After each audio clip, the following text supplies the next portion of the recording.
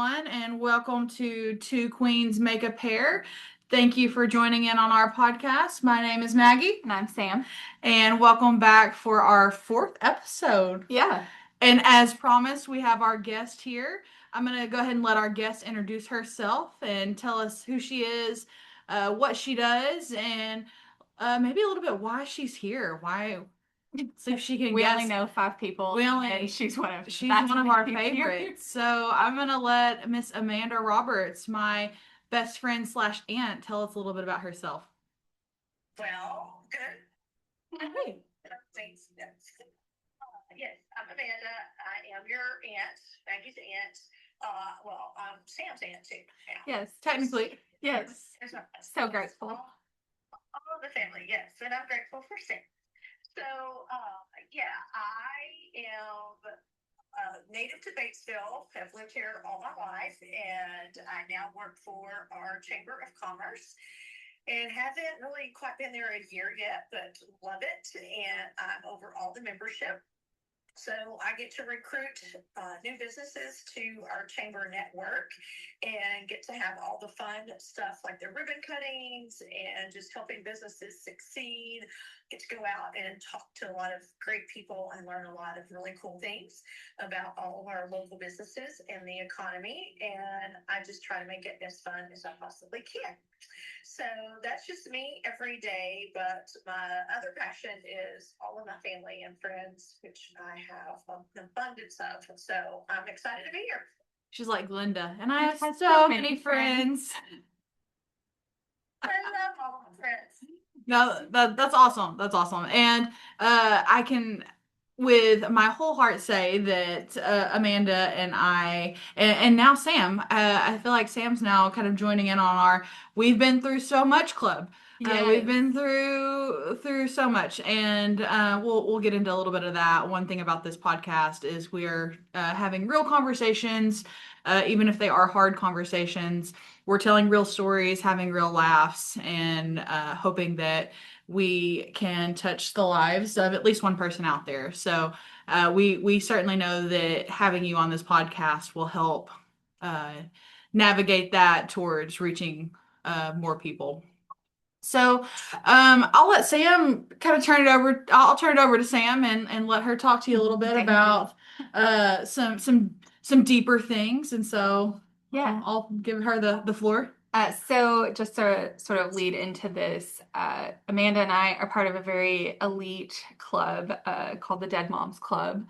And it's not a membership that any of us wanted, but here we are. And so it's sort of something that is interesting, that a terrible, tragic thing that we have been able to bond over. And sort of one of the things Maggie and I were talking about in bringing you on today is you are a premium adult. Our premium adult. And what sort of maybe does that look like, not having your mom when you are a mature adult, when you have adult kid, you have one kid, but maybe navigate sort of, we talked about just sort of what that day specifically sort of looked like for you, if you're willing to share that, and how does that work with your daily life, and how does that maybe impact how you care for these people that you are working for as the chamber person? Okay. Yeah, so I think one thing to set up, and I don't know how much y'all talked about grief yet, but one thing I guess that helps this, and not everyone has this when they talk about their moms, I will say that our biological family isn't always our family. My family's been very, very fortunate that all of our family's been very close. There's not been a lot of trauma in our family. We're probably more abnormal in that sense. So I think first, just to set up what my mother, who we call TW, T for short, what she was for the family. because it's a huge vacuum that when she passed that was created. So she was a typical matriarch in the sense of holding everything together. She always wanted to celebrate everyone's birthdays big. She celebrated holidays really big. Except for Halloween, she didn't really like that. That's my love. That's the only thing that we did. But she loved you, But and she loved you. did that. Yeah. She did anything. If I needed her to dress up like an evil queen, she was there. If I needed her to just cook pizza in the kitchen while everyone was here, I mean, she did whatever. So yes. But so she made everything. Now that she's gone, and I look back, she really made everybody come together when we thought we were too busy and all that. So definitely family was huge, huge, huge for her. Her spirituality was huge for her. She's just kind of, even though she's a little bit shy in a way, she's had a big presence for her family and her friends. So I think you have to understand T first. Maybe at some point we'll have time to talk about why we call her T, why we did that. But T always was just loved her family, loved her girls, being myself, my sister Maggie, and then my daughter Mia. So that was always very, very big. So getting back to the day that she did pass, we are very fortunate. We live in a very small community, so we had very, very close people, cousins almost, in the family that were at the hospital. Sam, you were at the hospital that day. So getting that phone call, I mean, I knew, and of course she had been through some illness, cancer for the past almost year at that point. So I knew getting that phone call, like this time, something was very, very wrong. And she called you, right? That morning? Well, she had called me that morning and we had talked briefly, but she was just not making any sense. Like it wasn't as coherent. I mean, like being 81 years old, she was always very, very coherent, very, Very sharp. she still had everything together. Yeah. So for her to not make sense to me, that was big. But so I knew, and of course, again, small town, took me less than 5 minutes to get to the hospital. But that whole drive, I knew this was the day. So, but it is a blessing that in our hospital, again, Sam was there. Which that was Sam's first code. It That was yeah. Sam's first code that she ran. Yeah. So yeah, I just knew. Now, what I did not know it was how much everyone was going to look to me, and that happens. I mean, I'm probably more like T than anybody in the family, and my dad, of course. I mean, he'd been married to her 60 plus years, and so it was very, very hard on him. But someone had asked him though, how did they stay married so long? And I said he doesn't have his hearing aid on, and he said what? But that was, I think, how they stayed married so long. He just turns them He down. just kept turning down whenever she had something important to say. Take off her eye. She just yelled at me, but that is very true, very true. So that was, and I think in that moment too, it was so wonderful that all of us were there. Again, we could all be there, and we had people in the hospital that, of course, know us, knew her, so they were all there. And then we had a great palliative care nurse. I mean, right now I couldn't recall her name. But, her name is Bri. She's wonderful. Yeah.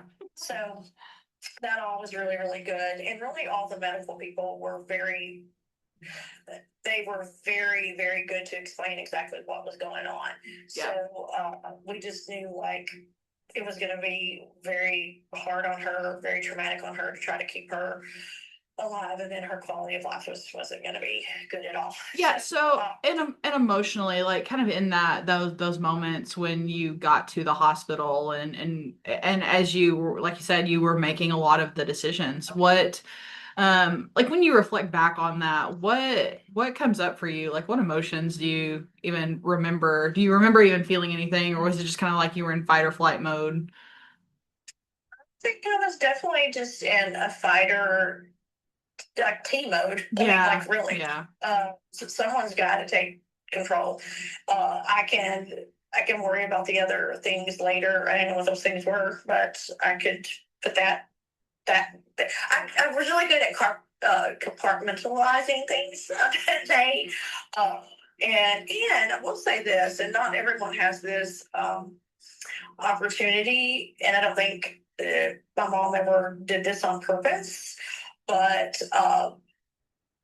for I guess probably 2 decades with our own family and people dying and passing and all that. I mean, like she really was the one that took charge, and I saw all that happen. I mean, she never put my sister and I aside and said, hey, we're going to deal with this. This is big grown up stuff. I mean, she was just like, this is what happens in life, and here you are. And I went to funeral homes with her, and I went and saw things being done and decisions made. And so we just we weren't sheltered in that sense. Yeah. And so we were always part of that. And so I just kind of had a little sense of someone's got to make decisions. Dad obviously couldn't make decisions, but I think it was more of someone's got to do something. I don't know how much y'all want to get into the fact that when there's siblings involved, I feel like there's going to either be one of two things happen, and this is definitely the circumstance we were in, but you're either going to have siblings that are right there with you and helping you make those decisions, or in our case, my sibling can't make those decisions because they are suffering with dementia and things like that. So that person could not be the person with me. So for whatever reason, sometimes siblings can't be a part of that. So I guess there's a little bit of a loneliness. I kind of felt like I was out on the island, let everyone hug each other and start to grieve and all that. But someone had to kind of just step past all of it. Now, do I ever want to be in that situation again? Absolutely not. Absolutely not. Well, probably so. But and I think that's what's hard with grieving is now I know so much more, and that is not the thing I ever want to have to do again. But I don't have that choice. Right. Yeah, and it really is a unique spot for you because you are the younger sibling. You are the one who is supposed to kind of just be along for the ride in some ways, backing up, the new matriarch of the family essentially, and that wasn't what you got to experience. Yeah, yeah. But I think that's a whole other podcast. About like that dynamic. Yeah. So in a way, I remember every moment of that day. I could almost write out the timeline of it, and then in other ways, you just feel like you're outside of yourself. For sure. I called you. I was in the room. I told TW had asked me to get the nurse that she was feeling really anxious, and so she needed something to help calm her down.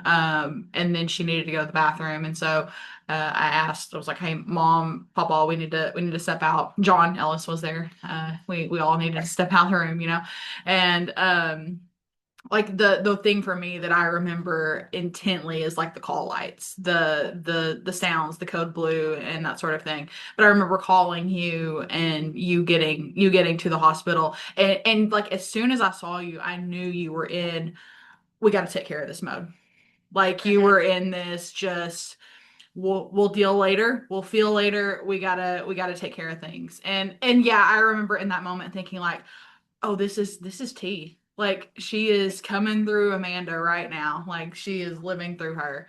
But I don't know what we would have done without you that day. That would have been awful.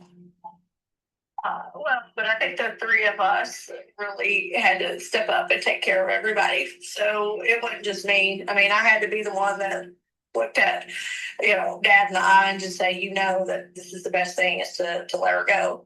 And then we had to just get into the three of us really taking care of different people. And you took care of Mia. Like I couldn't even do that at that moment. Yeah, that was my actually in my own therapy had to do some reprocessing, and that seeing Mia come around the corner, that was its own trauma, is the seeing the look on her face and hearing her cry, and just that it was almost like that moment of guilt of I got so much more time. She saw me do so many more things, and Mia doesn't get that. Well, yeah, not my. Yeah, I think I said it to you the other day. We were talking about like even kind of my situation's a little weird, like having to live through some of these things about 20 years too soon. I was like, yeah, and my baby went off to college. Shout out to Mia being at the University of Arkansas, doing very well. I'm happy for her, but I do miss her like crazy. Yeah. So something that we've talked about in the past couple of episodes is generationally, what does that look like as far as were you allowed, like were you brought up being told it's okay to have your feelings, it's addressing these feelings, it's excuse me, and maybe we saw T as grandma, and I got to see her in her very mature time of life, retired and sort of gentle and slow moving, versus I didn't get to see her like Powerhouse. her fire sometimes. But what did that look like generationally for you? Was therapy something that was taboo, or was it encouraged? And sort of what was the dynamic that you saw in T and Papa, as mom and dad, in how did they address grievance and Just emotions and just going through obstacles, I guess. Because we'll go ahead and throw Amanda out there. She's a Gen Xer. She's Gen X. I don't know what anybody is. Well, and so the claim to fame with the whole Gen X is like we were just raised with grits. We were raised like our parents were off, we're working, latchkey kids, take care of yourself, and all that. But I also think we are way too dramatic when we talk about it as a generation, because but I mean, parenting from my parents was very hands-on to a certain extent, but of course for I think the Gen X generation it was like you got to learn to take care of yourself in certain ways. But both I mean, kind of back it up, my dad, he worked for 20 plus years for a mental health organization here, a nonprofit. So like mental health, mental illness, that was never a stigma, taboo kind of conversation at our house. I think their first go-to with anybody feelings were fine. Feelings were, we could talk about. I mean, we didn't talk about it a whole lot. I think they really would prefer maybe go back to how Gen Xers were raised of, okay, there are professionals that will take care of that. Yeah. Like they're professionals. But for like T, her go-to was always going to be, and this is not for everyone that will watch the podcast, but hers was, we will talk with our pastor first. We will go to God. We will go to church, and that was your first kind of source of help, and which is great. I mean, I think that's part of my upbringing, and I love that. That's not for everybody, but I was fortunate again that my dad worked for a whole system. So I think that's just something that they always have been very progressive in the sense of what do we need to do? This is going to be completely different from how they were raised, but that was okay. So I was very fortunate. Not everyone's got that. Now I will say, and my husband points this out occasionally, that our family is really quick to use humor and kind of deflect that way. So I thought it was great. It's going to sound odd, but it was great. I think the day that T passed, but when Sam turned and looked at me after about the fifth cup of coffee, That was amazing. Like all I wanted in my hand at all times was just a warm cup of coffee. And she was there. And she was there with the creamer and the cinnamon and all the stuff. And I never not had a cup of coffee in my hand, warm cup of coffee. But I just remember Sam looking at me and going, well, welcome to the Dead Moms Club. Yeah. And I was like, that was the best thing. I remember you just cracked up. Like you just cackled. Died laughing. Yeah. All of us are born into this world, so all of us eventually belong in that club in some sense. But we all bring to that club a whole different Yeah. the thing with feelings. Some people don't have good experiences with their family, so that's not something that they ever really deal with. But yeah, I was probably closer towards the end with T than my sister, just because of her dementia. And again, that's probably a whole other podcast or two. But I will say, I guess that pragmatic part of me just had to step in that day.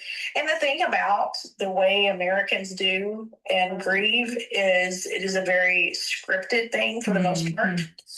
I mean, we dive straight into arrangements and planning the funeral and all those things. So we are a culture that does not, and I don't know if it's right or wrong, but we don't necessarily grieve in a raw way very soon. No. I didn't get to. We were, with the help of you guys, making decisions from the beginning. I mean, like all of us stepped up and had to take a different role. And, still like guilt associated with that. I think going back to Sam's question about being older is, I think if I were younger, I wouldn't process it as, oh man, I should have done this for her. I should have done that for her. I should have pushed back more about the treatment she was getting because I think it was too aggressive and it wasn't necessary for her age. And there's all that. If I were a decade or more younger, I wouldn't even think that way. Mm-hmm. So my sense of guilt was much different than if I were 15, 20 years younger. But I'm not. So you're mature. Go through that. Yes, I know it's to look that way, but no, I don't feel that way now. But that first year was tough. Man, what could we have done? What could she? Yeah.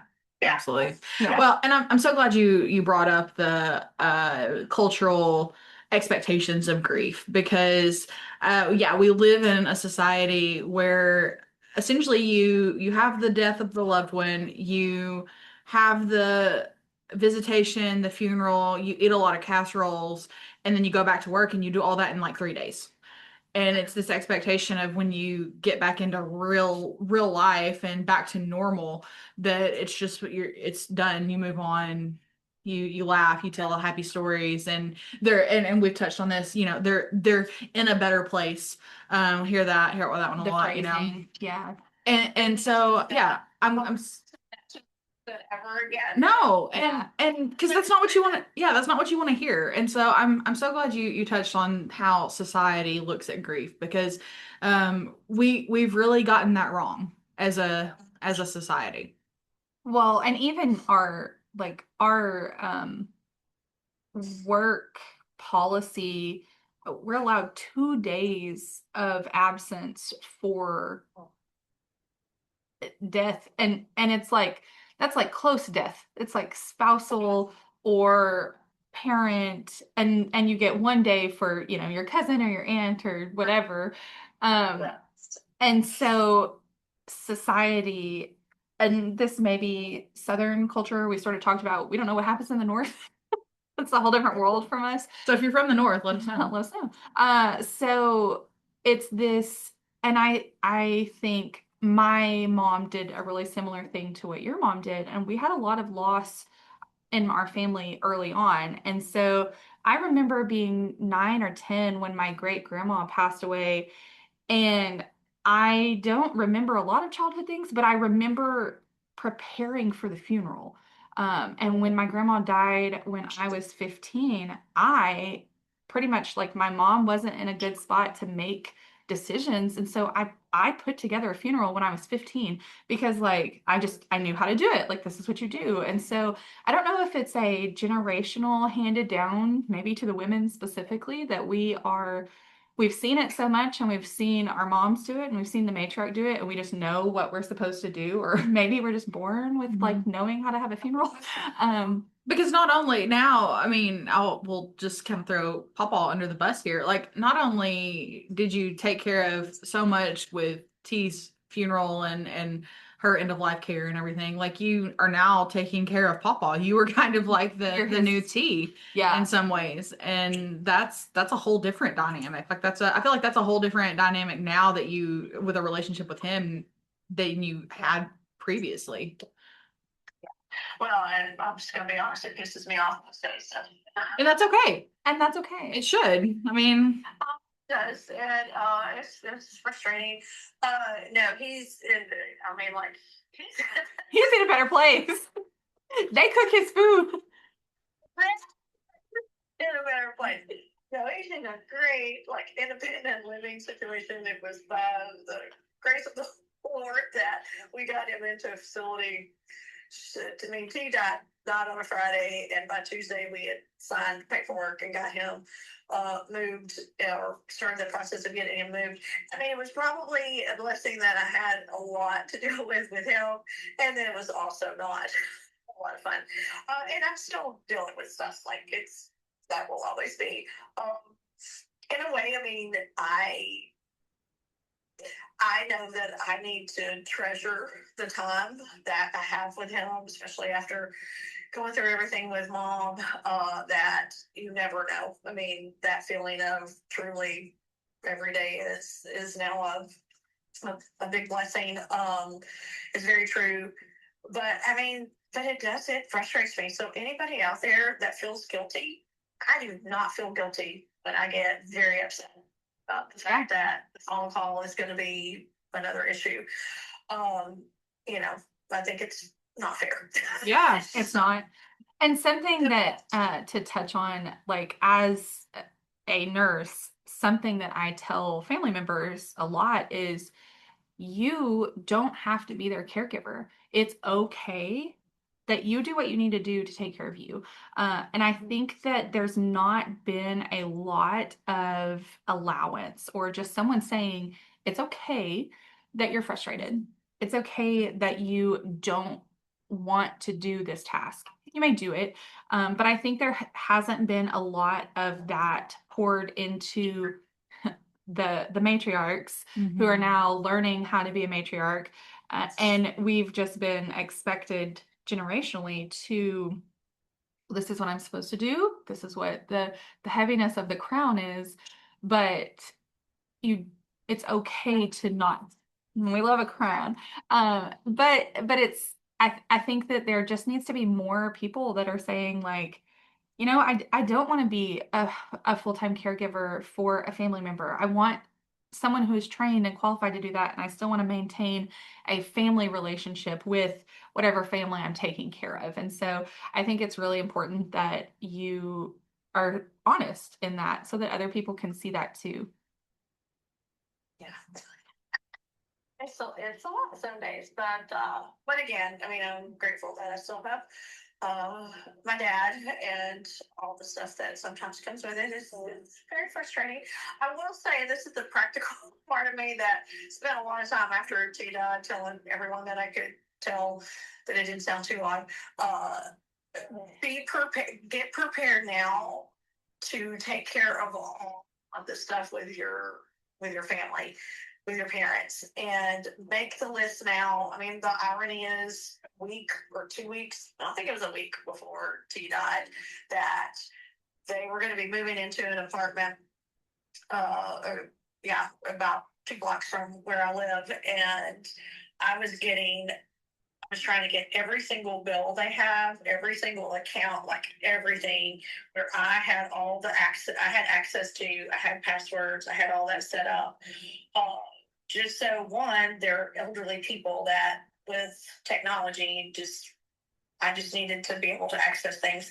And I'm not great at it, but still, compared to 80-year-old people, was going to be a little better at it, but I was just starting to do all of that, but not everything because it takes time. And I thought I still had time. So I tell people all the time that could have saved me so much stress, and it would have been so much easier if I had been able to manage all of it. But I couldn't because I had to get passwords. We had to figure things out. We had to do all of that. So I was fortunate where I did work at the time, that I really basically took 2 weeks off, and I needed all that 2 weeks. So 1 week plan a funeral, second week start all of that stuff, because then I had to get dad moved from an apartment now to independent living. We had to do change, like we had to do so much stuff. So that could help. I feel like during end of life situations, grieving, is if you have all that set up as much as you can, is just be tremendously helpful. I wish I just had it all laid out for me. T tried, but it was a lot of sticky notes with a lot of passwords to things I didn't really know. So, a lot of notebook paper just spread out. Sticky notes and like collated and all that. And I talk about being frustrated with dad is one thing, but also frustrated going back to I was doing that by myself because my sibling can't do it. Right. Right. And then, now you, Maggie, and Sam are taking care of her and all of that. So it's just a lot. It is. It is. And so, another dynamic that I'm sure in some ways shifted after T died, but I'm curious how your relationship with Mia, and y'all's dynamic even had shifted. I mean, you guys have always been close, and I think that the four of us, me, you, mom, and Mia, have always been close. But how did that dynamic shift after she passed? Yeah, I mean, we've always been close. There's not a whole lot that she could probably, I don't know if this is good parenting, say or do that would really make me mad. I mean, she's a great kid, so I'm very lucky there. But I'm lucky because she's a great kid. I totally, truly believe because was raised by very strong, independent women who just really, I mean, we tell her like it is. And, I mean, I can't even imagine the man, the woman, the whoever that will be her partner in life, because they will have to be very strong. Bless them. It's like Sam, bless her, Yeah, a whole other podcast. You talk about integrating into this family of women. It's a lot, but you do it beautifully. Thank you. Sam does it amazingly. But yeah, I think the biggest change is just the fact that I, behind the scenes, am trying to prepare things that she can have when I'm not here. Yeah. I mean, Yeah. everybody's gonna be there. So that's been really actually very comforting to me. And Maggie and I talked about it, I think last week. I don't know my days anymore because of the snow we getting outside. But I want her to have things to read and to touch and to like all that stuff. And maybe some wisdom after I'm gone. Who knows? But maybe the only thing I'll leave her is have fun. Yeah. Have fun. You've done a stress. You've done a really good job raising her with your wisdom. She's a very, very secure person, and she's brilliant and hardworking, and so I think whatever wisdom you could pass on after that is just going to be, to have fun. Yeah. And Sam's crying. I'm crying. I've done good until I talk about Mia. She also has a great father who's a good role model for men in general. Yes. So, Yeah. But so I'm doing things that she won't know now. I mean, I will certainly share at some point that I'm journaling and writing and doing all this stuff. Until But she it sees did. the It took podcast. it took over a year before I could do that. But again, I think the biggest thing is just I want to take more time with her. That's very intentional. And so I try to do that. She's not always really wanting to do that. but she's also 19. Yeah. So, but anytime that we can spend together, that's just kind of our time. But also, and I haven't really done this yet, but I do want to emphasize to her, and I think the two of you actually do it much better than I do, is for Mia is just to recognize that feelings are okay, all the different feelings, and that we all have them. I think sometimes the big difference between generations is like probably my parents. Yes, we could have our emotions, and they were very supportive, but I think they never thought, because they were a boomer generation, that they could show theirs. Yeah. Yeah. Tina, when she showed when she got mad about things Yeah. in the world. Yeah, you knew when she was mad. She was mad. She might not have known when she was sad. Very rarely did I see her cry. Yeah, you wouldn't have known when she was sad. So, Yeah. So I'll say to me, I'll be like, "Hey, I miss my mom," and I never heard my mom say that. Yeah. Yeah. Maybe her relationship with her mom was much different. Maybe. But I don't know that because I really. You didn't talk about it. Yeah. We didn't talk about that. Yeah.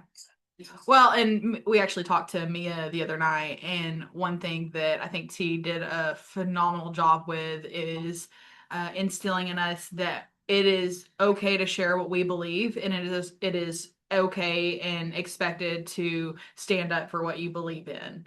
And Mia was having some hard conversations with us about, navigating new relationships at college of people that don't really believe the same thing she believes and support the same things that she supports. And so it was, and she made the comment of like, I'm glad that you guys support this validation and, are validating that it's okay that she's mad, that other people are going against basically basic human rights at this point. And and she showed, I mean, she was frustrated, and it was really cool to see her, even though she's in a new place, really by herself. I mean, she's doing this without any family essentially being there with her. It's really cool to see her continue to stand up for what she knows is right. And it was a little bit of, okay, this is a little mini T coming out of her, and she was talking about, she was like, I'm gonna call you, I'm gonna call Maggie Ossip, I'm gonna call like all these different people to stand behind me and have a debate with this person, and all this stuff. And I was like, that is so something T would have done. And it was cool though that the people who were like knowledgeable that she wanted was like, most of us are in this circle right now, that she thought so highly of, our education and how we think, and everything that she wanted. If she picked out of a hat the people that she got to like be on her side and defend and everything, and educate, help educate, it was most of us in this room. So that was a really, that was cool. That was And again, a testament to, I think, you and Rob, and you guys raised her, and you raised her to be strong-minded and voice her opinions. You both do that every single day, and so that's really cool. Well, another thing that, especially with grief and everything, is, I guess, the other lesson I want to hopefully slowly instill in her is, and this is again, it's kind of a generational thing. Like she's understanding that fight for what you believe in. There are people that will back you, and it's okay to have your beliefs, and other people have theirs, of course, and all that. But also the hard thing is like grief because what I'm learning, and again, generationally, no one ever taught me this, said this. I think it's just the more awareness with mental health in general now, which is great that Mia's growing up at a time that, mental health, we talk about it all the time around her. It's just a very easy thing to talk about. Never felt uncomfortable to talk about feelings with her at all, but is the fact that, like in the past, I think my parents' generation was here. So I think one thing that I really want to show Mia and teach Mia, because one thing about grief is we grieve a lot of different things. I know we're talking about a person, people, loved ones in our life, moms, uh, but there's a lot of different things to grieve in life. It could be, even losing a job or losing a friendship and so many different things. And so grief is not anything that, I mean, we can go to support groups, which are great. We can read about things like that, which is great. Those are all wonderful. But it would be great if generationally, if we taught how we grieve and what's really good about grieving and what's hard. I mean, it's all hard.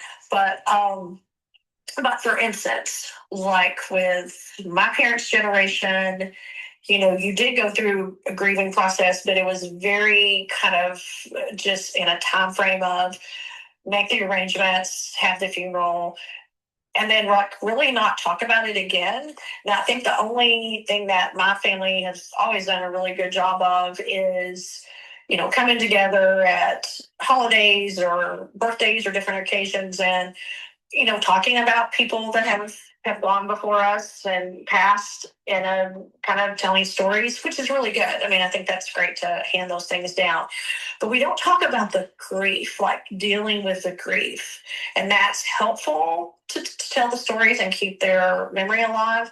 But one thing that I want to teach teach anybody, but is the fact that grief you just need to integrate it into your life. We want to keep it here.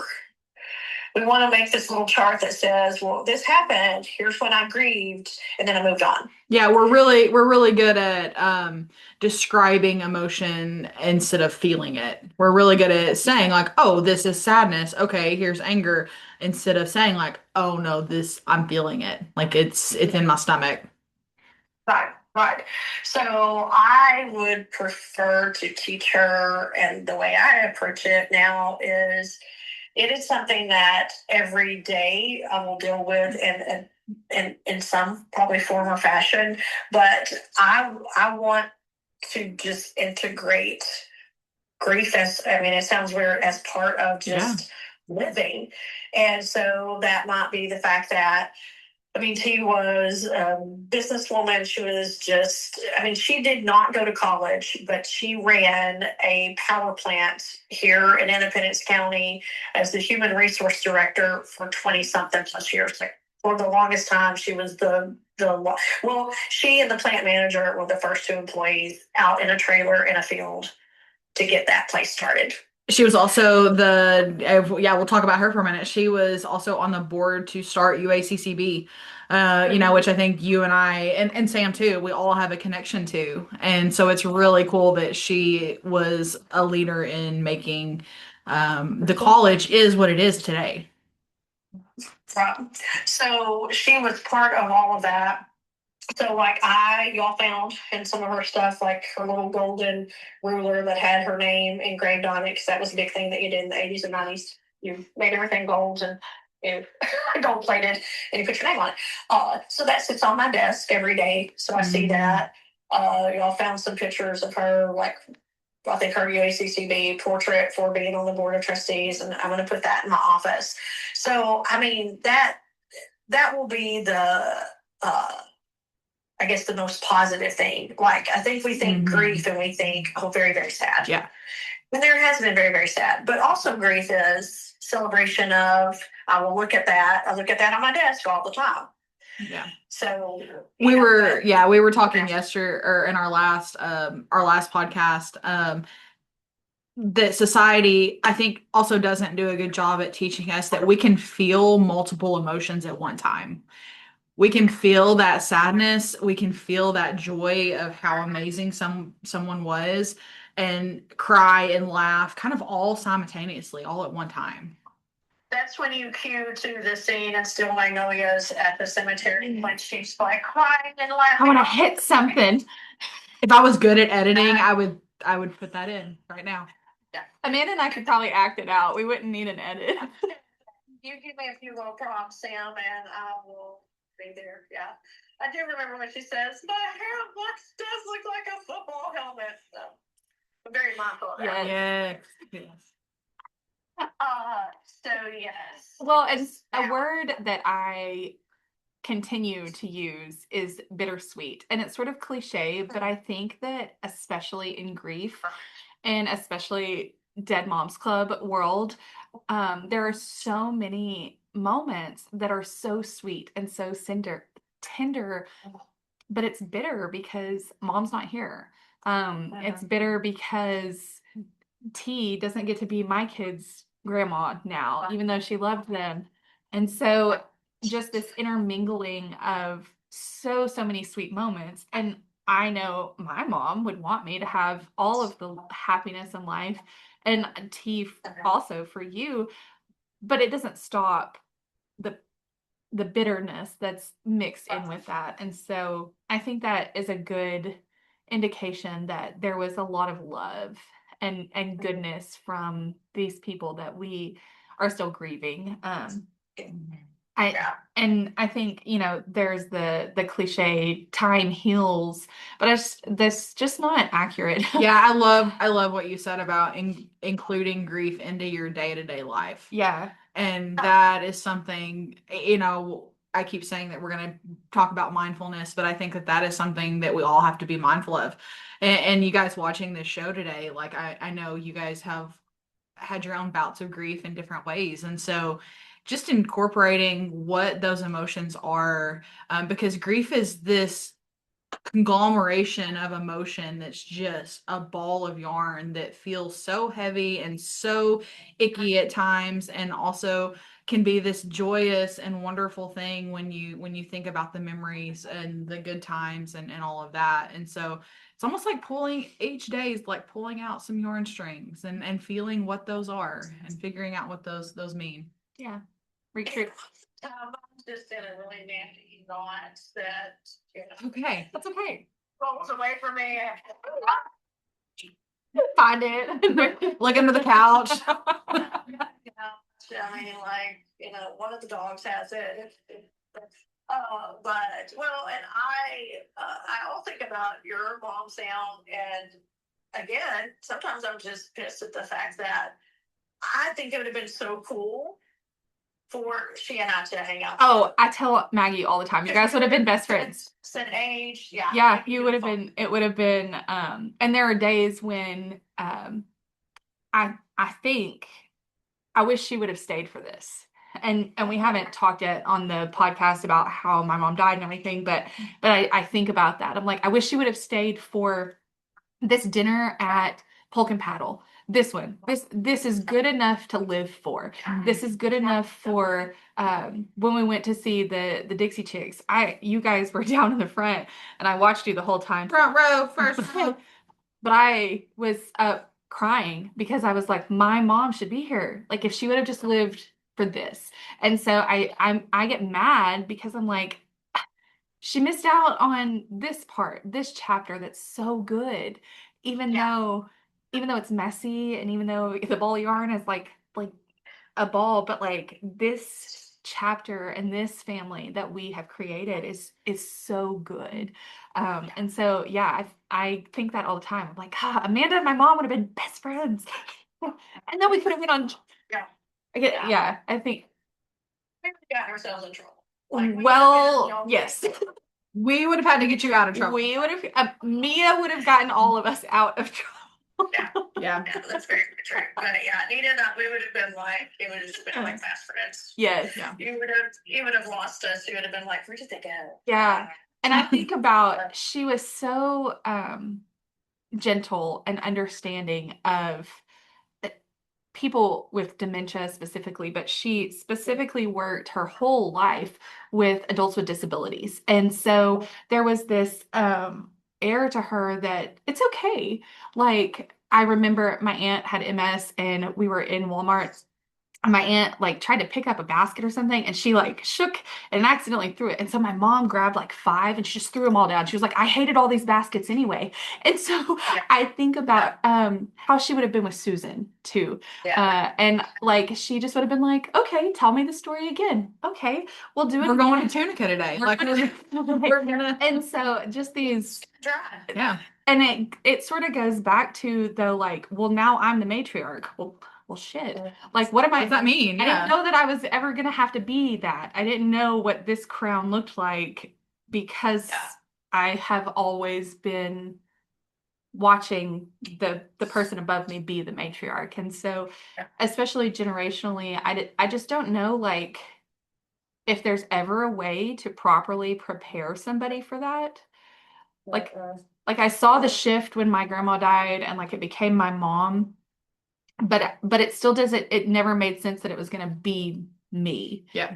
So I think it goes back to you. We're really good at describing emotion. We're really good at describing what roles and expectations are. We're not good at feeling them. I feel everything. Yeah. Well, and I say we as a society, I think that, and as we've talked about, really managing stigma and helping kind of combat that. And I think that talking about grief is a really good way to do that, but also managing the stigma of what family roles are, what family is supposed to Yeah. do, what they're not supposed to do.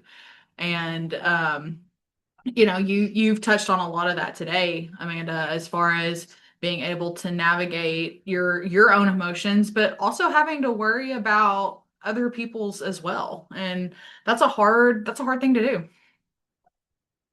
Well, that kind of brings me, that's a good segue, into what do I do to kind of take care of myself and what my self-care looks Oh, like. self-care. I always love to throw that in a podcast. Sounds Mhm. that like, boom. Yeah, and a little thing that's like self-care. Yes. You're gonna get there. I'm working on it. But yeah, so like my self-care early on was not good, but that's okay. Okay. I mean, I'll give myself that. I think it was a lot of just having to stay really, really busy, and some of it I probably chose to do, and some of it I just couldn't. I had no choice but to get dad situated and take care of things and all that. But even with that, like I could recognize, even though he couldn't, I could recognize what was a crisis that we needed to deal with today or even the next day. And so I would be quick to say, you know what, this week's not going to be a good week for me to deal with that. Yeah. So it might be next week. It could be the next. And he was fine. But I mean, he all knows. No dad, no We know him. loss. Like, there's a lot of dramatics there. Amanda, we have a problem. Dad, probably not. Well, every now and then when he involves me, it's like a real problem. Every now. When he calls the nurse, it's like, oh, Said it that I was like, you're right. You're That's right. a problem. No, that's okay. That's just him. But I dealt with that early. So I think the best way that I could suggest or have advice for people is whatever makes you happy, just do it tenfold. Mm-hmm. Just do it tenfold and tell people, I have to do this. That's all I'm doing today. Yeah. See you outside. That's good. That's Excellent. okay. So specifically, what makes you happy? What brings you joy? Oh, well, spending time with all of you. So we do have a really good tight group. I mean, we have our family, and one thing we had to do.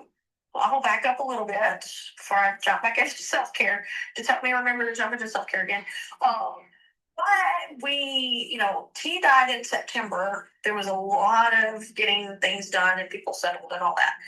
And then we just hit holidays, which is awful. Terrible.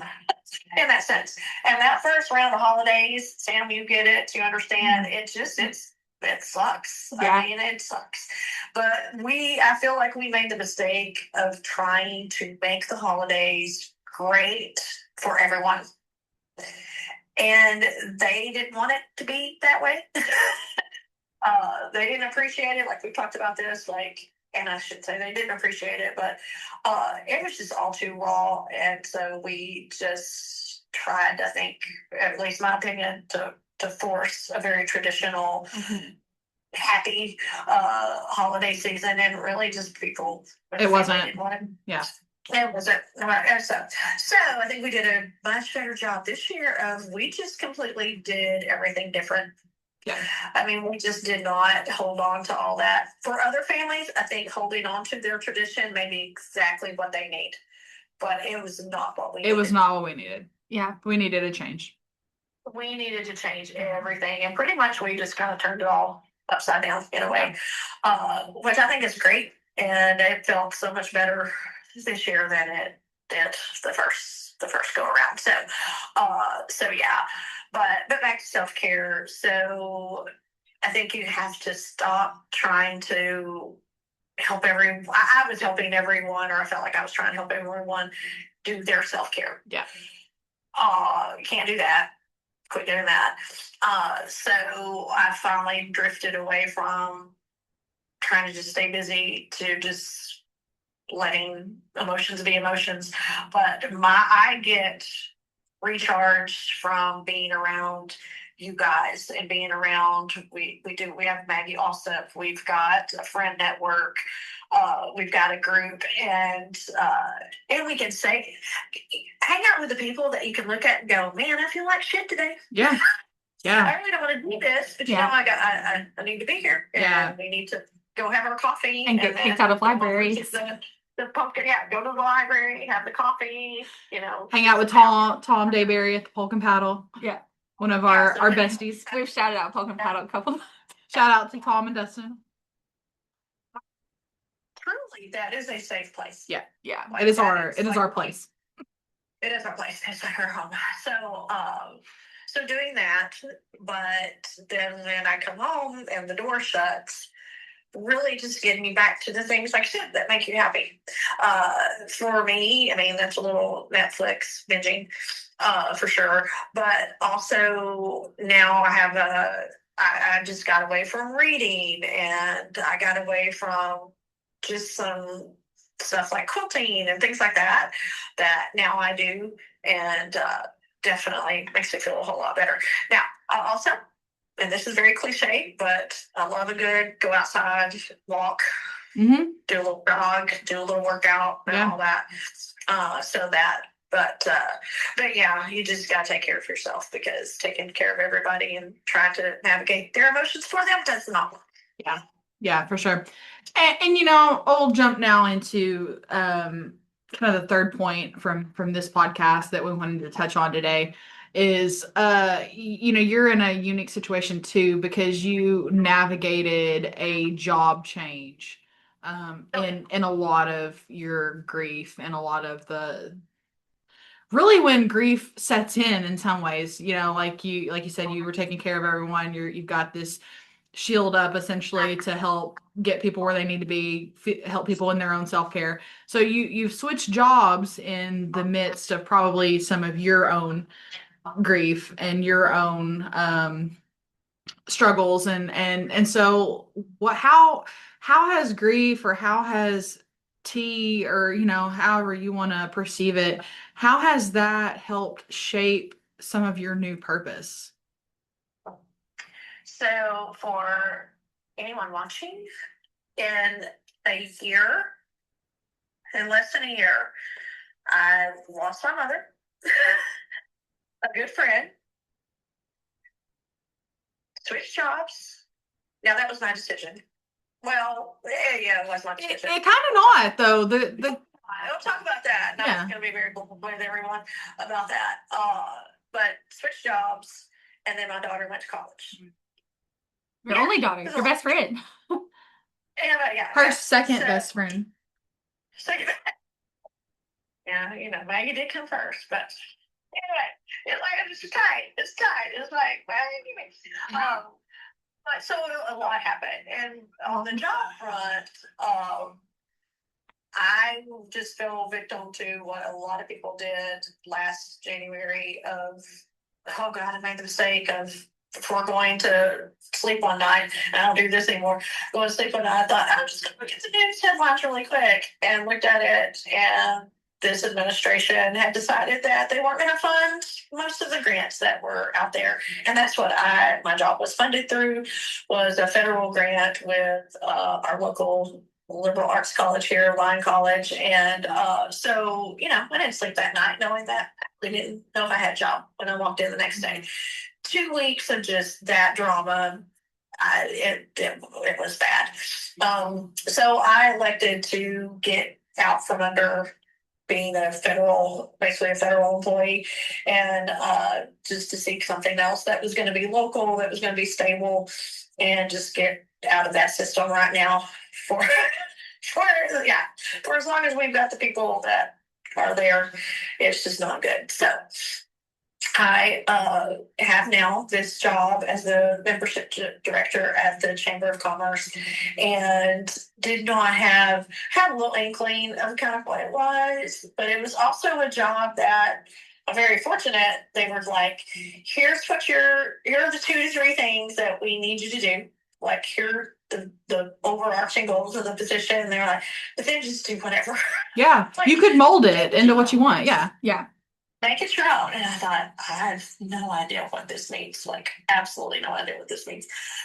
So, kind of fast forward, and I just took it and have made it I want this to be like my last. This is the retirement gig. This is the do it till I retire kind of thing.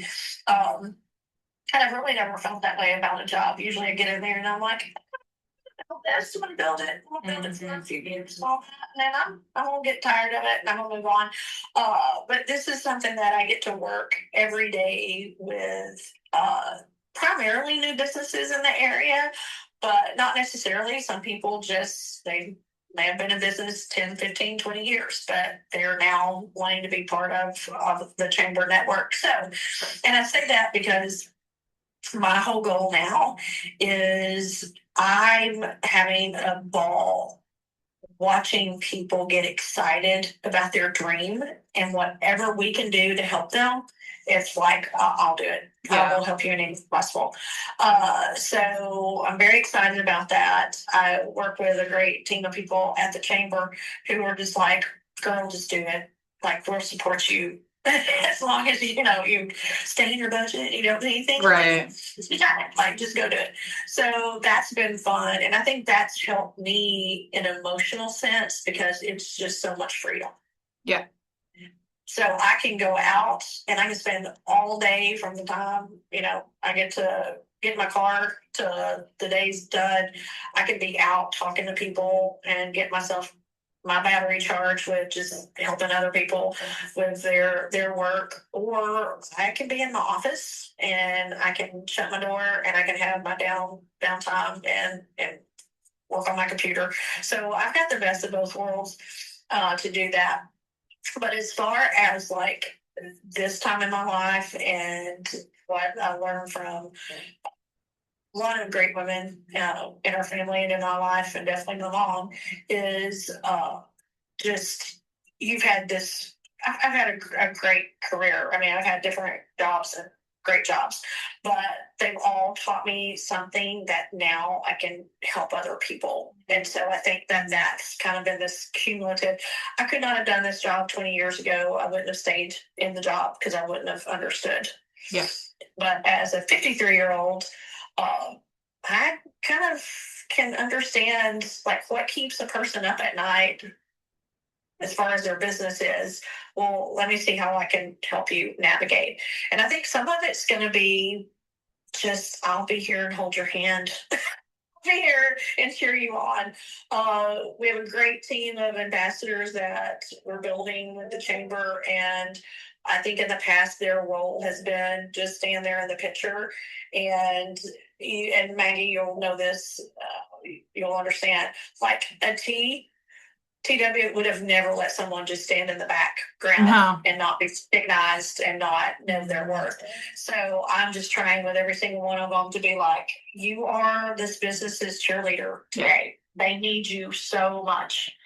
because I'm running around like a chicken with its head cut off to get it all set up to do their ribbon cutting and to put it all on Facebook and make it all look good. And I need all chamber ambassadors to be that business Yeah. owners rock. So that crew's growing because again, I think I'm channeling T every day to be like, man, you are fantastic. Like I've got to have you here. Yeah. So it's perfect timing. It's the perfect job for this time in my life. But I think kind of my other perception, and we've heard people say this when they lose a loved one, is man, every day is a blessing. And if I get to go out and hang out and help people launch their business, man, that is a huge honor and not to be taken lightly. And so, yeah. And she would have been so excited. She had to come to every ribbon cutting. She would have. One thing that I got to witness was it was the Christmas cantata 2 years ago, I guess, and you had a solo. And the normal spot where we sit is a little further back. And T walked us to the front row because she was like, Amanda has a solo. And I myself have heard you sing, almost every day. You do a great and job. you're fantastic. And so the amount of times that T has heard you sing is countless compared to just knowing how much I have. But she was going to be in the front row and she was going to support you and love you and cheer you on. And to see you even, so we talked about our kids reverberating things that we say. And so we're like, we've done a good job parenting. And to hear you say something T said is how incredible that she did such a good job with you and loving you and cheering you on, that it's second nature, that that's what you're doing to all of these businesses, and being their cheerleader and being, their T when they need someone.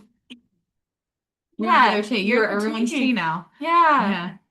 Yeah, and I think that I mean, obviously you helped a lot of people at Lyon College and you touched a lot of lives there. Um, you've also always been community minded and you've really focused on how can we. It's because we've got Miss Former Batesville here, everyone. But you've always been, how can I make the community better? And you and Rob both have. We haven't really talked about him much, but Rob's a great guy too. But we'll have him as a guest later on. And so, you both have done a really good job of how can we help the community and how can we make it a better place to live? And how can we grow it? And so I feel like this job really helps you dive into that and use all of the wisdom you have gained through career, through your role models, through your expertise, and to really put that into use for this job. Well, thank you so much. And again, I mean, that generationally, I think my parents, I mean, like we spent a lot of time, especially me being the younger one, of my siblings, just we went to meetings with them. Like I've sat out in the hallway while they were in a meeting many times. Yeah. So it's just kind of an ingrained thing, but for anyone who's out there that does want to get more involved, just what's your passion, and you can't go wrong just jumping in with something that you just are very passionate about, and that's kind of good self-care too. Is when I was at Lund College, as students came in to talk to me about any kind of big problem or stress, one of the little pieces of advice I would give is maybe don't think so much about what you got going on. Maybe get out there and take care of somebody. Just lend a hand. Because sometimes we just got to get out of our own head and our own space. And sometimes it feels a lot better to help somebody else than to dwell on maybe what we've got going on. Yeah. So, for sure. For sure. Well, thank you so much for hanging out with us today and having these conversations. I know I've really enjoyed you being our first guest, and I think Sam probably feels the same way. Yeah. We'll have you back. We'll bring you back on. But we, again, we're trying to use this platform to um not only share our stories and our conversations that we've had, but also to maybe help someone who feels alone or that is going through grief or that is dealing with um really big hard things. And I think you bring a really cool perspective, not only with the expertise that you have, but also just the generation that you represent. And we're going to talk a lot about, again, how generations intertwine through this series. But thank you for sharing your story and everything that you've experienced, especially in the last couple of years. Yeah. Thank you. Thank you. Well, I think we're doing a fabulous job, and we all need to have crowns when we do this together. Oh, yeah, we should. I'll edit a little crown for us. Yeah, we have some. We could. Yeah, We could do that. Evadine has a lot of crowns. We can do that. Our Class. yes. Hi, guys. Well, enjoy the snow. Yeah, well, thank you guys. Thank you guys for watching. Remember, if there's a topic or a conversation you want us to share, send us a comment, send us a message. We're happy to bring that up. Remember, two queens, in this case, three queens, one conversation. We'll see you next time. Thanks, guys.